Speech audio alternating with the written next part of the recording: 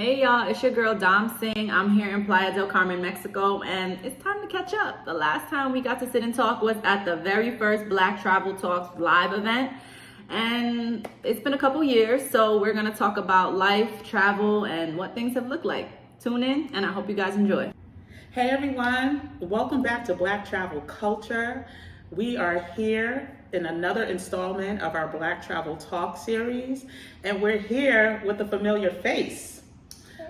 For some of you OGs, the originals, you may remember Damsingh as one of our takeover queens. She was also part of our launch Black Travel Talks event back in 2019, and we're going to catch up with her and what she's been up to, where she's been, how has the past couple of years affected, maybe some of her goals and ambitions as it relates to travel, and just learn more about what she has going on. And so let's get started. Hey, Dom. Hey, it's good to be back. Oh my goodness, it's good for you to be back. The culture has missed you. I remember when you did such an amazing job on your trip to, where was it? China, Thailand, where was it? Phuket? Chiang Mai, Bangkok. Wow, Yes. yeah. So we definitely appreciate you for sharing that journey with us. Hi everybody, it's Queen Damsingh coming to you live from the airport for the first ever Black Travel Culture Takeover. Still not telling you guys where I'm going, but I'm glad to have you on this journey with me. If you have any questions, please feel free to hit me up. I'll definitely try to respond in a timely.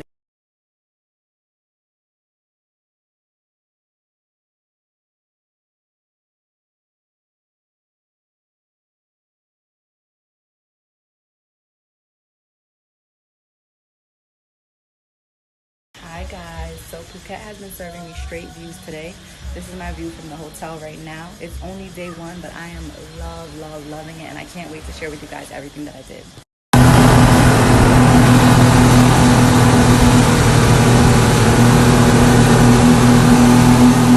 We also appreciate you for coming on the stage and talking about what it's like to be, kind of new to the travel world and, ready to just get out and go and explore different countries and see the beauty that, is offered to those who decide to wander, and so I guess that's a great way to start. We met you basically in 2019 where you were giving us tips on how to find, how to basically travel, but on a budget. Or you understanding that, your dollars had to make sense. The spending had to make sense. And so, and also as a dog mom, which you're still a dog mom, correct? Which, like you said, is a whole nother bill and expense. So, can you just kind of tell us, one, since we heard from you last, what has the past couple of years look like as it relates to travel for you? Yeah, so the past couple years looked very different from what I envisioned the next 2 years, since we last spoke, looking like I was ready to go. I was ready to hit the road, and I actually had a trip at the start, well, not the start, we were a couple months into the pandemic that was already planned to Jamaica. And so that was an experience for me, one, to see, the curfews in place, a lot of masking, the resort was booked at 25% capacity, which was, looking back on it, kind of great. It felt like we were there, we had the resort to ourselves, but it was such a stark contrast from what I had been used to. You can't exactly, you want to go out, you want to speak, immerse yourself in the culture, you want to, see the island, see what is there, talk to people, have conversations, and that wasn't really, wasn't able to happen during that trip. So again, of course, it was great, but after that, I kind of really didn't travel for a while. I feel like, I was taking the pandemic very seriously. I was, trying to keep, I had a roommate at the time, so we were both trying to keep each other as safe as possible. She was a nurse, and so we were really cautious about where we went, what we did. I was working from home I still am, right now it's 1 day a week in the office, but it was a big shift. There was a lot of, I think everyone was struggling, emotionally, mentally, financially. And so it was just taking all of that into consideration, knowing that you have family, knowing that you have things you have to do. And so I didn't travel for a while. And then, we are still in the pandemic, but as things have, I want to say, just change, it's continuously changing. But I said, you know what, I travel is so special, and it's such an important part, I feel like, one of who we are. And just as you learn more about yourself, like getting out into the world and seeing different places and speaking to different people, you feel like you kind of like for a lot of us, I feel like it's a, it's an escape. It's it's kind of like getting back to yourself. It's feeding your soul. It's freedom. It's, and so I said that I really wanted to get back out there. So I actually, the past couple months I think I'm trying to make up for lost time. Well, we're going to get to that. We're going to get to the past few months to year and what that's looked like. But just to keep back in the years where you actually had to take a pause from travel. How did you, as someone who understands the feeding of the soul that travel brings, and the immersing into various cultures, and, just experiencing other cuisines and learning different languages, just by needing to, how were you able, because you did kind of touch on the mental part of it, how were you able to fill that void, that, of joy that travel brought you and brings to many others? Yeah, I think it was definitely hard. I was able to tap back into a lot of my passions. So something that I do, I write a lot. I do poetry, spoken word, and I feel like that always brings me a sense of joy, but also it's an outlet, like you want to escape, and sometimes it's like, oh, I'm gonna book this flight and I'm gonna get away for a couple of days, and we couldn't do that. So I really had to go into another world with my writing, and really focus on work and how can I make this something that I'm passionate about, tying it into that. And so I feel like it was a lot of self-reflection, introspection, a lot of connection with family. I was grateful that we could still talk on video, talk on Zoom, so I think while it was difficult, there were some good things that came out of it, like even just being more in touch with family, maybe because we're all so busy, we're on the go, it's a quick text, it's a quick call, but now it's like, oh, I haven't seen you in a while, let's catch up on Zoom, let's make sure that we're all a lot of birthday parties on Zoom, a lot of celebrations on Zoom. Absolutely. So if nothing else, you were at least seeing people's faces and hearing their voices, even if you couldn't touch. Right, exactly. Reading, I think also just some of the shows that I watch that keep you, tuned in with what's going on, and that was pretty much how I dealt with. Okay. And as the month of June, we will recognize the first national holiday of Juneteenth, which undertones lie in freedom, right? Can you share with us what freedom feels like and looks like as a traveler? Yeah, I think absolutely. Freedom, one is deciding and being able to, because traveling, you have to, it's, there's a level of courage that comes with traveling and getting on a plane and saying you're going to go to a completely different country, an island where you've never been, you're new there. So that's the first part of it, is just being able to, or wanting to say, I'm going to make this decision to go. I think as I've gotten a little, my feet wet in the travel game, I've come to realize, like, being in other countries, with people who look like me, we may not have the same experiences one-to-one, but there are a lot of parallels. And I feel like just being there and being able to have conversations, to talk, to experience, different aspects of culture, to, find yourself in that culture that you maybe didn't know, those things were there. I feel like that has been an extremely freeing experience for me, and, wanting to continue to do that and to be able to continue to do that. It's kind of it's an indescribable feeling. Yeah. But I feel like when I'm, out of the United States, I'm like, this feels, and I guess it's, in line with what makes us feel like we're at home. But it's interesting to be at a place where you didn't grow up, you've never been, and feel like you're at home. Right. And that that's freeing in itself. You know, sometimes you're at home and you might not feel like that with a lot of things going on in the world, or, you know, different climates. So I feel like that has been, it's definitely something that I have come to appreciate way more. You know, often people feel that there's more racism outside of the U.S. of A's than inside. But what has been your experience when you've traveled from the beginning up until now?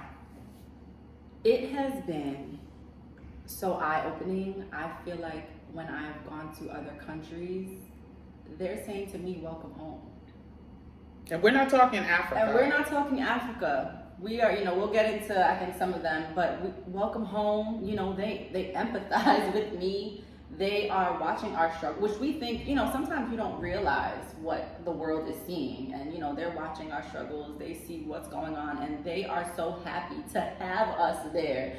You know, they are like, anytime, we love when you guys come down and you spend time with us. You know, we are so happy to have you here. And so my experience has been nothing but extremely positive. And that has contributed to me feeling like I'm at home. It's redefined the word home for me. It's not just where I rest my head at night. It's where I'm around people who have never met me, and I feel like they love me. They're almost brought to tears. Yes. And we have a connection, and it might even be, you know, the cab driver. We have a talk. I know what your day-to-day looks like, your family. We're talking about my family. We have a connection, and then you leave, but that experience never leaves you. Right. And that has been, you know, every trip that I've taken, I've felt that. And it's something that I feel like, you know, like you said, a lot of us, we don't think that would be the case, and it absolutely is. And to your point, you said it perfectly. I've felt at home sometimes more outside of the U.S.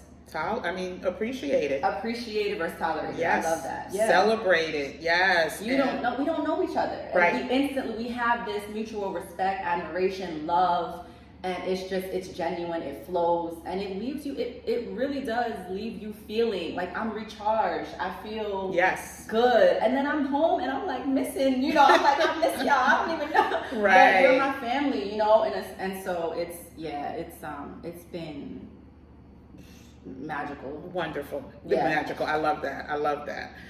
So let's just go ahead and get into you're back in the traveling space. You are buying them tickets. You know, every time I check out your IG, I'm like, she gone again. She just got back. So can you tell us, you know, since you started traveling again, when did you say it was last year? I went to, that is a good question. It was 2021? Yes. Okay. Yep. So just take us through where you've been since you started traveling again. And first just like list the places, and then we can talk about experiences. Yes, and I hope I don't leave anything out. I'm like, let me check my Instagram, hold on. So I did Dominican Republic. I did Puerto Rico a few times. You heard, did you catch that? Did you catch what she just dropped? A few times, but go ahead. Jamaica, back to Jamaica, and then Antigua, St. Martin. I feel like I'm missing something right now. Could it be Mexico? Well, right now, I'm in Mexico. Playa del Carmen. And then next week, I'm going to Costa Rica. So it's been a wonderful, wonderful journey.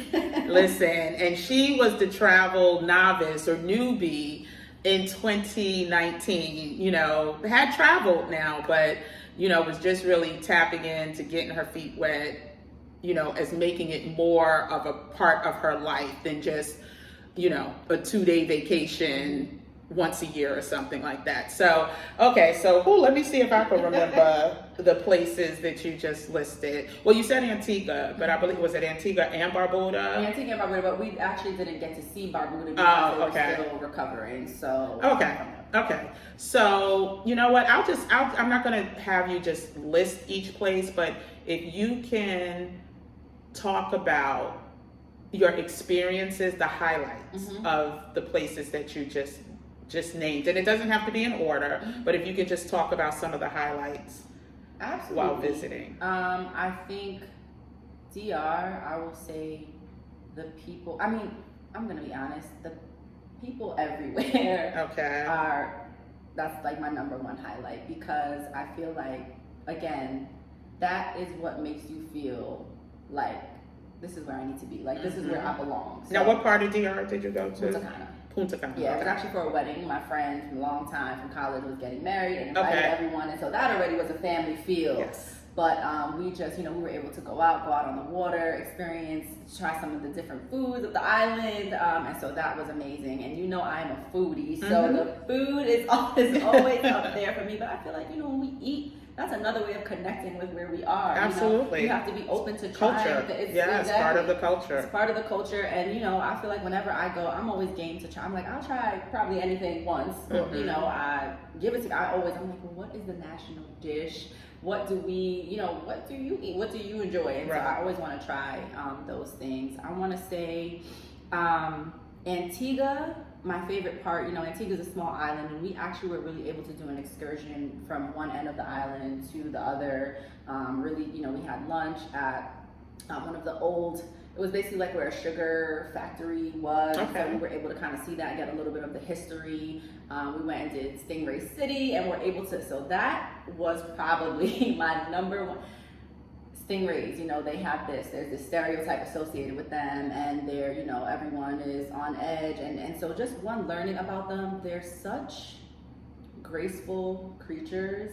Well, I'm glad you said that, because I'm on edge with stingrays, and so, I don't know why, other than the fact, you hear the bad news, which happens few and far between, but it often sticks with you. And just seeing how, so the guys that work there, of course, this is what they do every day, but they're there, they're kissing the stingrays, you're feeding them, they're touching them, hugging them, and the stingrays have this connection with them. They come and just kind of hang out with them. They feel comfortable with them. They let you hold them, which they are heavy. So the women stingrays are actually bigger than the males, and I'm like, okay, we got woman power here. But that, I felt connected to them in the sense of, I'm like, there are stereotypes associated with us as Black people. Yes. And I'm like, wow. I'm here with this stingray, looking at it in its eyes. We're having this connect. And again, I know it's out of the box, but it's different. It's different, and it's an experience that brought you joy and peace. And peace. And happiness. Yeah, enjoy, yes. So I even though I can't relate to the specific stingray experience, I can relate to something that's not of the norm that we've learned growing up, but I learned while traveling that has brought me peace and joy. Yeah. Absolutely. Okay, so that was Antigua. St. Martin, I actually had no idea that I was going to be there for their carnival. They hadn't had a carnival in 2 years because of the pandemic, so this was their first carnival back, and everyone was ready to go. And that was beautiful, hearing the music, seeing all the different people eating, all types of different food, and just having a good time. I think, the island was happy to be able to kind of just get back to their normal festivities. They had the bands the next day, and so that was, I've never been to a carnival on an island, and so it just happened to work out, and that was also definitely a highlight of one of my trips. Okay. And you recently arrived in Mexico. Dominique is hosting a talk for Black Travel Talks. It's an interview that you don't want to miss. So you have recently arrived in Mexico. So I know in Playa del Carmen specifically, I would love for you to just give your first take of Playa del Carmen since your arrival to today. Immediate comfort. Immediately, I got off the plane. I got a taxi to reach my destination, and my cab driver didn't speak a lot of English. They asked me, do I speak Spanish? And I'm better. I can understand. Speaking is a little bit, I'm more conversational, but we had a whole conversation for the hour-long drive. Wow. I found out that he has 11 brothers and sisters. He found out about my family. We started talking about, he asked me, what is like, what language do they speak in Jamaica? And so I was kind of trying to explain to him using Spanish and English, like, it's English, but it's broken. Right. And told him it's patois. He was like mind blown. And so he actually thanked me for speaking with him, and I thanked him. I'm like, thank you for deciphering my Spanish, you know. But he was so appreciative that we could have that conversation. We asked questions. I asked him, you know, his favorite restaurant here. We talked about where he grew up, and it was that, just that experience alone, I was like, this is amazing. Like, wow. And so I got, you know, just walking around Fifth Avenue feels like, it gives me New York City vibes, but calmer, and there's a little bit of everything. There's Thai food here, there's, you know, Jamaican Bob Marley coffee. It's really a melting pot, and there are so many different people here. Met a lovely group of Black women who have been traveling. They are entrepreneurs. They are, you know, kind of doing what our interview, you know, earlier spoke about, but really getting out and breaking away from these ideals of what we think we should be doing, and living life on their terms, the way that they want to, and again, stepping into that freedom. And I was shocked to come here and learn that there's such a huge Black community here, and that we are out here, like, breaking away, and we are, you know, again, doing what works for us, going where we feel comfortable, where we feel loved, appreciated. There's so much culture here. So I actually, you know, I've been to other places in Mexico, but Playa has this home. I know we've been saying home a lot, but it has a homey feel. You can come here and just walk the streets, and you feel safe, you feel seen, you feel, it's been very filling. That's what I was saying. Yeah. And I've been here for a short time, but it's very, Okay, so we talked about Playa, we talked about St. Martin and the carnival, we talked about Antigua and the Stingrays and the lunch at the sugarcane factory, Jamaica. Are we missing anything? No, Puerto Rico, but those were quick trips. Okay. I did, you know, celebrating friends, but same thing. I felt like, and Virgin Islands. That's what I did. I did Puerto Rico and Virgin Islands. In the same trip. All right. So Virgin Islands. But they were very quick trips. I'm gonna be honest. I don't feel like I actually got to do what I like to do. So you know, which is, again, immerse myself in the culture and see as much as I can and see the island. But still, again, had that feeling of this is fine. Like, everything is fine. Okay. Everything. I'm at peace. And I didn't want to leave. I'm like, why would I ever leave? Why do I want to leave? And these are places, I mean, we're talking about some places where English is not the predominant language. So even for those who may have a slight understanding of it, it's still, you know, it's outside of your comfort zone when you come to these places, and really have to adapt, you know, to understanding a language that you may not be comfortable with. I know for the most part, I'm not. I know you were able, you know, to decipher words and things, which are taxi drivers you mentioned. But again, it's stepping outside that comfort zone and going places that will give you, you know, a fresh perspective, a fresh set of eyes on what life looks like in other places. So I was backtracking and going through all the places, because to, you know, the average person, that's a lot in a little bit of time. And the one of the topics that you addressed during our live event in 2019, where you were a panelist, was finding affordable ways to travel. So, I mean, without getting into details, I used this website, I paid this much, unless you want to. Can you share some of your tips, tricks, hacks? Because you're a working woman. You know, this is not, we're not talking that you just have a, you know, endless cash flow.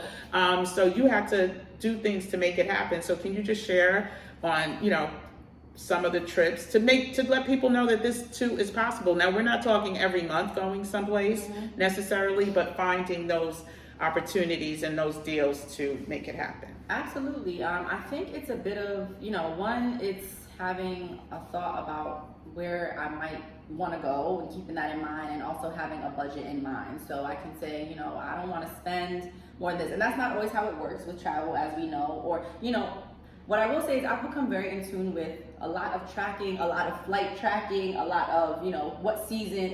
You have to do research. Sometimes, you know, sometimes you get lucky. You're looking for something and you're like, oh, this is for 4 days and I can get the flight and I'm heavy. You know, I book packages a lot. I feel like the flight and the hotel for me usually works out, and I usually travel with a friend, which also makes things easier. We split things. Right.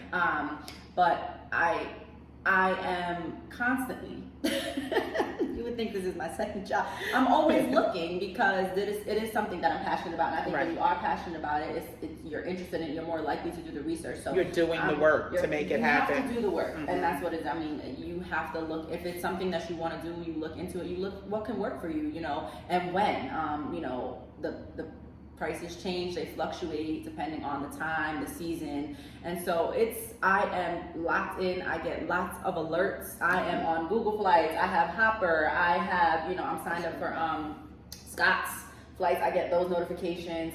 And it's, you know, of course, again, you mentioned we are working, so it's what works with my work schedule. You know, how can I make this work? Sometimes it's taking, you know, Puerto Rico and Virgin Islands, 2 islands in one trip. But again, I will just stress that it's a lot of research and a lot of work, and sometimes luck, but also information sharing. I have friends that also love to travel, and so if I see them somewhere, you know, we are not stingy with the details. It's like, girl, I paid this, I went here, and you can get this for this, and that's been helpful for me to know, you know, and keep in mind, like, okay, well, I have this price in mind. It's saving, you know, all right, if I want to go here in a year, let me put this amount of money away, and when we get there, and we're good. So that's pretty much how you make it work. That's how I make it work.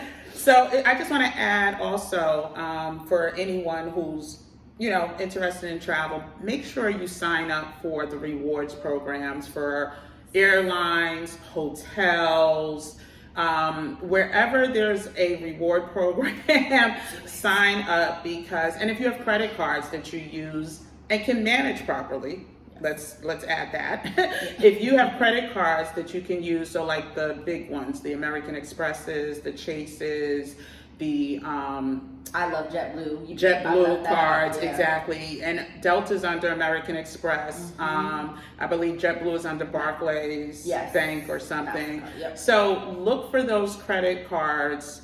I believe some debit cards offer points. I'm not sure, but I heard there are some. But research where you can gather, you know, garner points. And then this way, you know, the thing I love about my Delta card is that if I book a flight on Delta and I need to check a bag, I don't have to pay. The first bag is always free, and I think the fee is like $50 or something if you don't have the card. And then you also gather points quicker. And the same with JetBlue, I believe, for the there's a couple cards, but make sure that you check the point systems, and you can earn your way to freer trips or more heavily discounted trips. And check your jobs if you are, you know, with an employer that has perks. See what those perks are, because sometimes you could get 25%, 30% off of a hotel stay, or you know, taxi transportation or whatever. So I just wanted to throw those tips in because they work for me. Me too. I've gotten plenty of free. I can't believe I forgot about that, but I've gotten plenty of free flights off of points. And my carry-on and my personal bag are free, included. Expedia also, I love. Oh, okay. It's worked out well for me. Again, with the packages, and you'll catch, sometimes if you do 5 nights, you'll get a night off or a percentage off. Right. And so it's, to your point, signing up for these things and getting a membership, it's worth it, because otherwise, I mean, you're getting things back. You know, if you're gonna be traveling anyway, you might as well get something, because it's a reward. Absolutely. Exactly. Exactly. So make sure you take advantage of those opportunities as it relates to travel. So we talked about how you're able to travel affordably.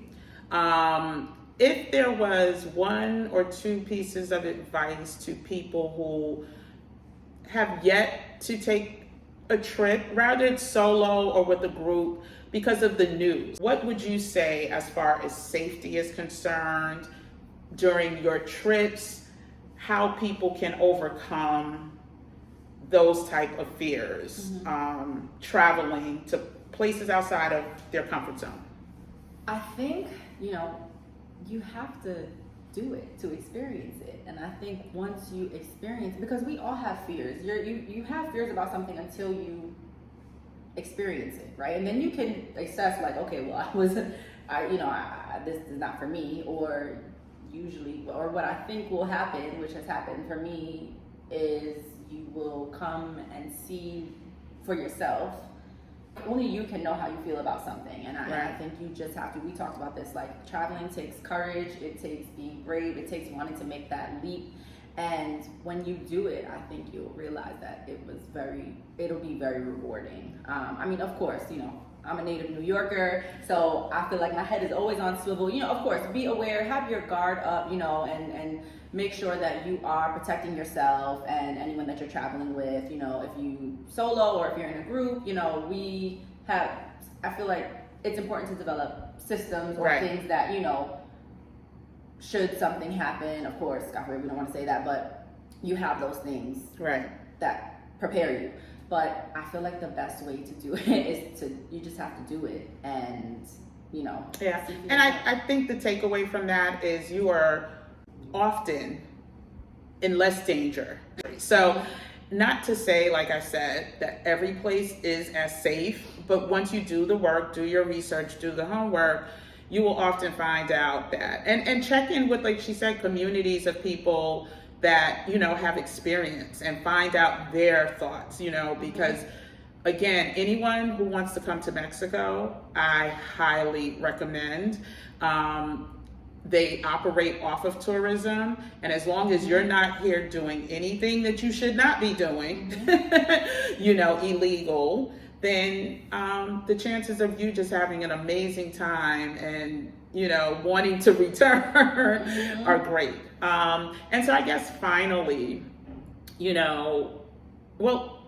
I may have a follow-up question to this, but as it relates to your future travel plans, can you share those with us? Sure.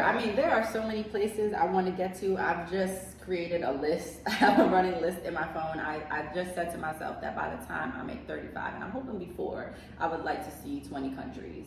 I'm at 15 right now. I really want to get to, I had booked a solo. I forgot to mention this. I booked a flight to Cape Town. Oh, wow. Right when the pandemic, and actually one of my friends was potentially going to be there as well. So it was kind of like a solo travel, but have a companion there. Yeah. And I was like, I'm going. I have to go to Cape Town. I want to go. And the pandemic hit, and I canceled it. I didn't. It was in January. Actually March. Yeah. And so I am just, I'm trying to see as much of the world as I can. I feel like there's just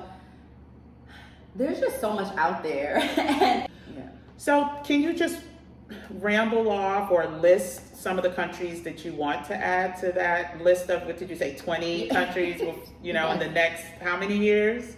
In the next 2 years. In the next 2 years. So yeah. list a couple of the countries that you hope to visit.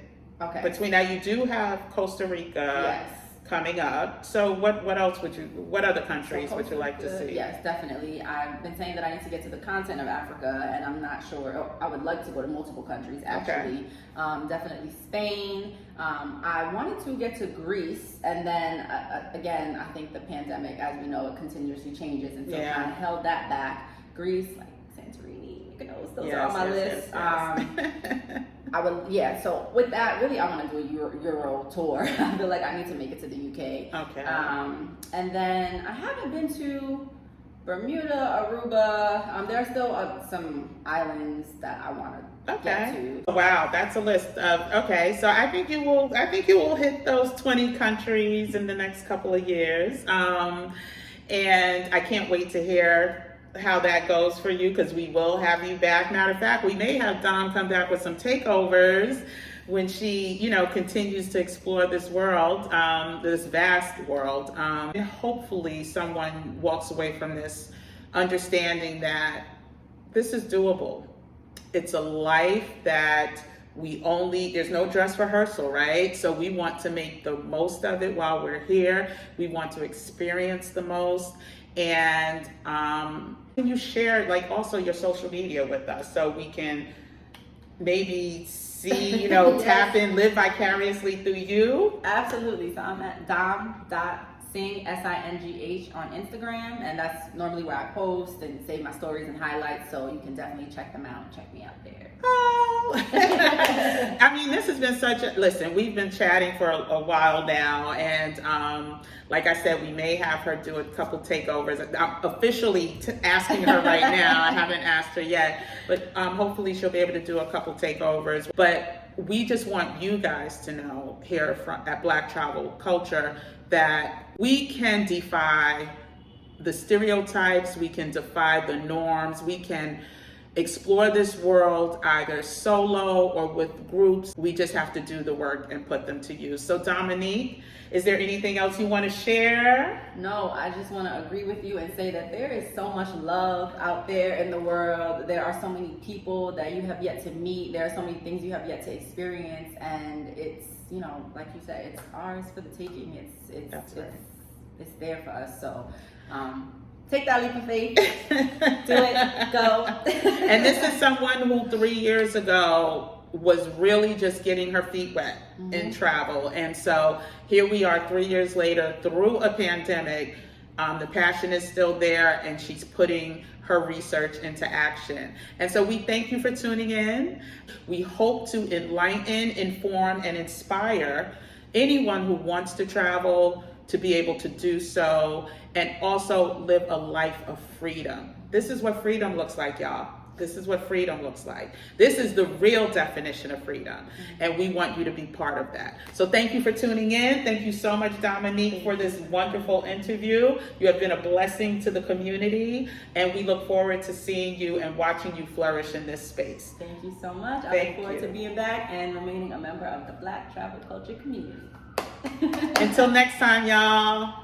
Bye.